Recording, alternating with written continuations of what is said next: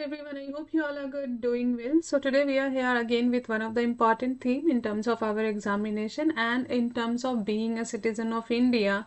I think we should all know about the election system which is followed in India and how our election commission work and what is the all process related to the election. So this lecture is being prepared by me. My name is Shama. Time and again, I always emphasize whatever you guys are reading connected with your syllabus. But here, I could suggest it's not only like being those people who are preparing for them, this lecture is important. Apart from that, you can also connect the normal people. I would not normal, that means the citizen of India. They can also listen to this lecture in order to understand the whole procedure of election and how we have evolved from our from post independence pre independence to the post independence time. So this lecture is going to cover the whole election system. So for your examination you can connect this topic with your polity syllabus. If I talk about the prelims, so election commission, be it election system in India, be it representation of act, be it the government act from regulating act of 1773 till the independence Indian Independence Act 1947. Like every year, time and again, we have seen the question has been asked in our prelim examination, be it UPSC or be it state PCS examination. And if I talk about the means, we can connect this topic with our GS paper 2 as well as GS paper 4. Apart from that, there is always chance to have a question from a question or related to election in our essay paper and interview. Also there is a possibility that currently we are framing a model, I could say, for the simultaneous election. So this is one of the hot topic of this year and there is a high chance that we are going to get question in our prelims, or if the act has been provided or if the rule has been prepared by the government and it come to the picture. And so there's a high chances of this kind of a question in our examination. So I request you all to follow the newspaper and regularly have update on that. So if there is some article which has been written by some known author in your Hindu newspaper or Indian Express or any other newspaper, you just have to look after it. Don't think from the perspective or lens of left party or right party. Just try to grasp what are the opinion which is provided by them and then convert it into yours. If the question has been asked in the favor, write accordingly. If the question has been asked in terms of a challenges, write accordingly. So always read your newspaper being not having any kind of a biasness towards any type of a party or any with any government. So without delaying, let's start our topic. So what we are doing, election is a what? If we know already, India is one of the largest democracy because we have surpassed even in terms of population China. So now India is one of the largest populated country in the world and we are following democracy. So if I talk democracy, we cannot say democracy is the best form of a government. Rather, we can say when we compare the other form of a government, be it authoritative government, be it theocratic government. So when we compare this form of a government with a democracy, we can say that democracy is better than this form of a government. Why I am saying this? Because democracy itself has a lot of loophole. Like today only we are going to see how election has become a part of it has been the people who are having a money, the people who are having muscles, they are being those, and people with a lot of money having a criminal background, we are seeing in our country itself how they are coming into the power and they are trying to mold, or they are the one who is making rule for us. So we can say that democracy is not the best form of a government, rather democracy is better than the other form of government which is present in today's world. Here I have already said that India is the largest democracy of the world and the first general election we have conducted, that was in the year 1952 after our independence. Apart from that, what make India's democracy very challenging? Because of our diversity.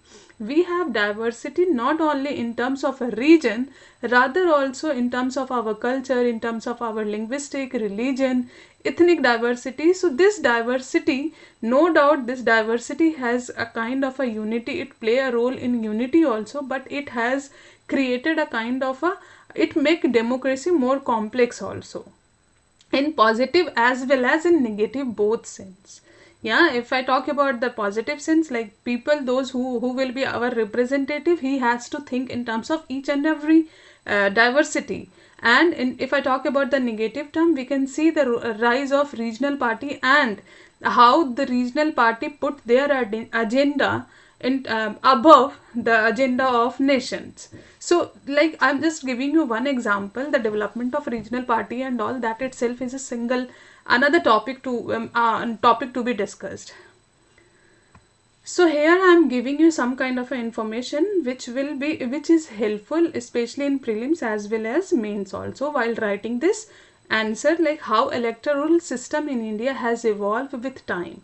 If I talk about the pre-independence era, like we have seen when the East India Company the East India Company was ruling since like a very beginning, when they came in the year after the death of Aurangzeb, that is 1600 around AD. And then we see in the year 1858 suddenly the company has been removed from India. The role of company or the power of company has been dismissed by the crown of Britain, and British crown has assumed the power.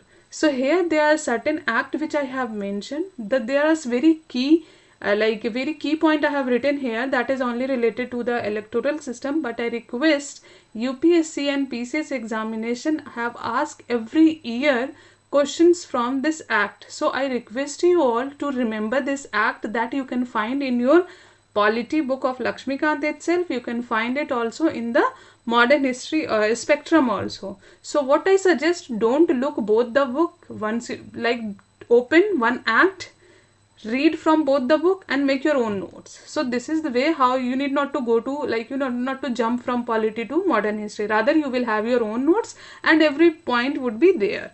So next we can see in the year 1961, we all know that in that this was the year when the portfolio system has been introduced by the crown. And in the year 1909, which has created a communal representation in India with a separate electorate for Muslims. So this was the act which has a kind of impeded the seed for the partition of India. Apart from that, we can see the Government of Act 1919, that is Montagu-Chelmsford Reform. Here also we have seen that how people were given voting right, or those people who are wealthy enough, they were the people who were given the voting right. In terms of a 1935 Act, again we will see how the provinces autonomy has been provided.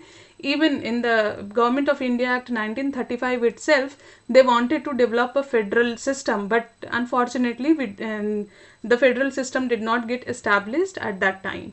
So we have seen time and again with a new act, Britishers try to give certain kind of a benefit, just in terms of I could say, to lure the leader of that time, like they should know that they are doing something for the betterment of India. But their intention was not that. We get to know about, even the question has been asked in UPSC, in which year women get representation in the election system, or get representation as well as the chance to participate in election, and that was the year 1935 itself. If I talk about the post independence, here again we can see, like the moment we get independence, no doubt during that time there was 85% of people who were illiterate. In spite of that, our constitution maker, they decided to give each and every individual voting right, irrespective of their caste, religion, region, ethnicity. So this is one of the big achievement for India, and even today we are maintaining that what has been imbibed in our constitution as well as in our preamble. So here we can see, like with constitutional debate, we have adopted universal adult suffrage.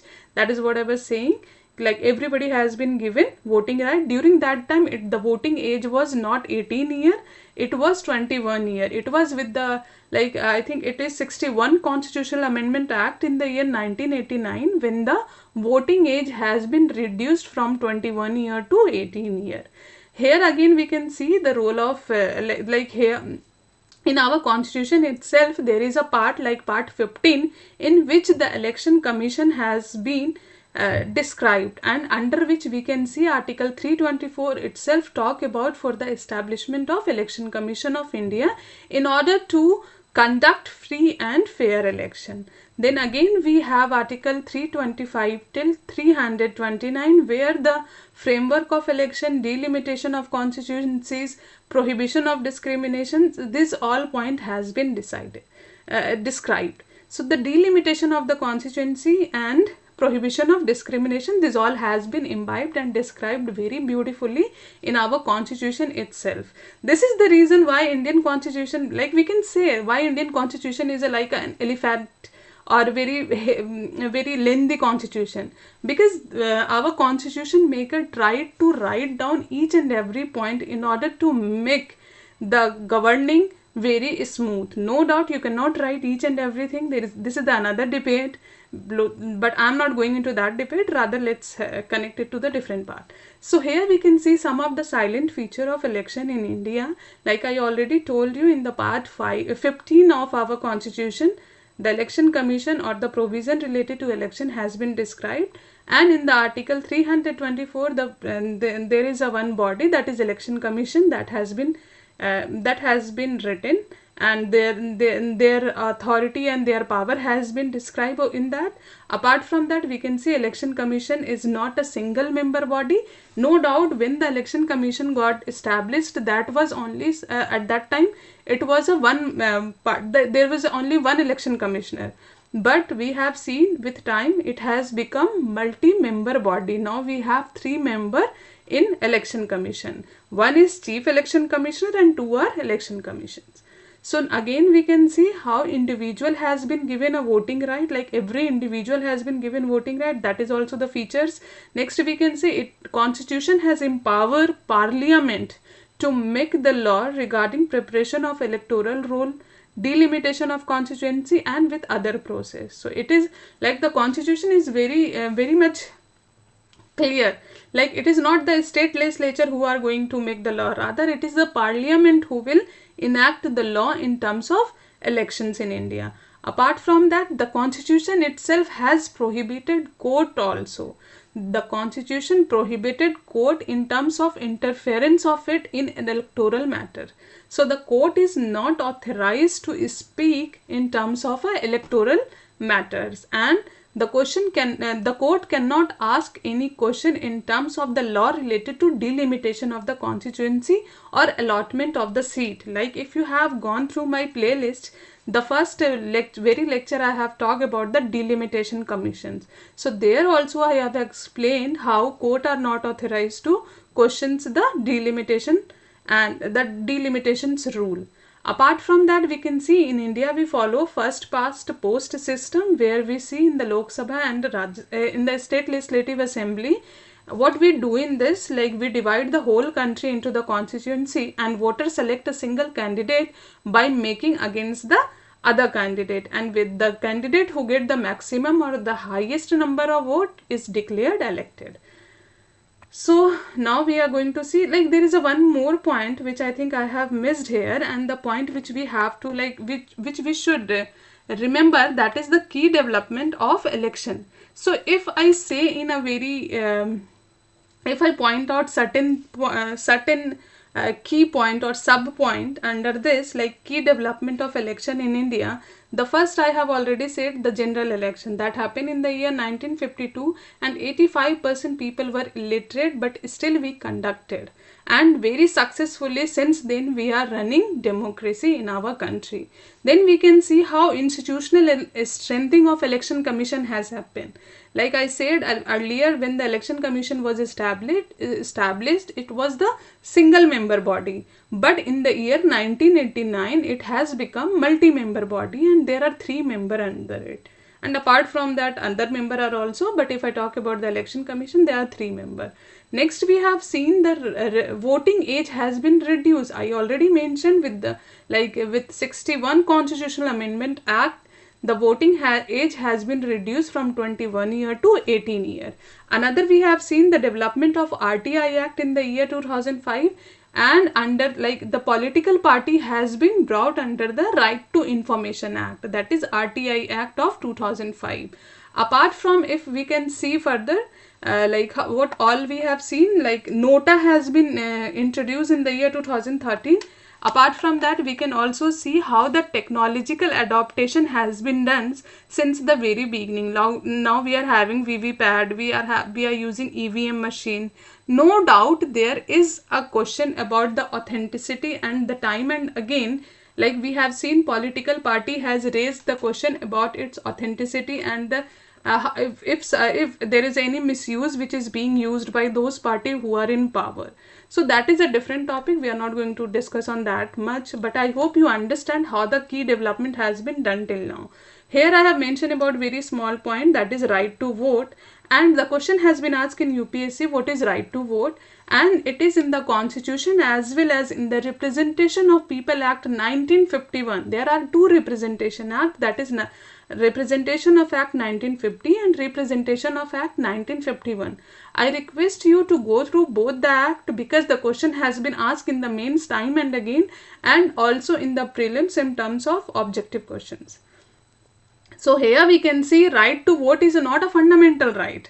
The question in prelims was that right to vote is a constitutional right, right to vote is a fundamental right, it is a legal right. So right to vote is not a fundamental right. Which right is fundamental, which right is constitution, which right is legal? I hope till now you guys have gone through your polity classes and you all know the difference in all this type of right. So here we can see in the Constitution under Article 326 as well as Representation of People Act 1951, we can see the right to vote has been provided, and it has been written that the individual who are above the age of 18 years whose name is in the electoral roll does not attract any disqualification under RPA Act of 1951 and they may cast their vote. So it is non-discriminatory voluntary system of voting. So now again the debate of question, do we need to make our voting system compulsory? See, I am not going to dwell into that topic. It has a different challenges. It has a different, like we can debate or we can have one another lecture on that.